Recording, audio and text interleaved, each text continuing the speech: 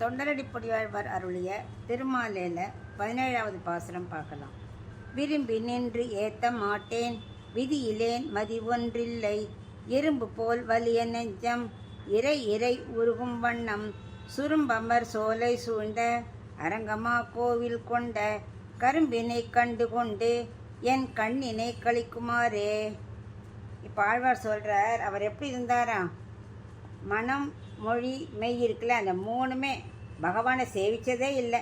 நான் திரும்பி சோத்திரம் பண்ணதில்லை, என் கைகளால் பகவானுக்கு ஒரு கைங்கரியம் பண்ணதில்லை, நித்திய கர்மாக்கள் பண்ணதில்லை, அவர் மனசுலேயே நினச்சதில்லை. இப்படி இருந்தேன் நான். எப்படி இருந்தது மனசு? அப்போ இரும்பு போல் அவ்வளவு ஹார்டாக வச்சுருந்தேன். பக்திங்கிறதே இல்லாமல் ஒரு கைங்கரியம் பண்ணாமல் இருந்த என் நெஞ்சை அவர் என்ன பண்ணார், கொஞ்சம் கொஞ்சமாக உருக வச்சாராம். அப்படிப்பட்ட கடுமையான என் நெஞ்சை உருக வச்சார். கொஞ்சம் கொஞ்சமாக உருகும்படியாக எந்த இடத்துல இருக்கார் அவர்?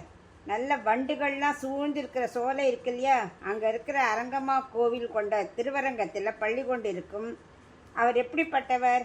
கரும்பு போல இருக்கக்கூடியவர், பெரிய பெருமாள், ஆனால் கரும்பு போல இனிமையானவர்.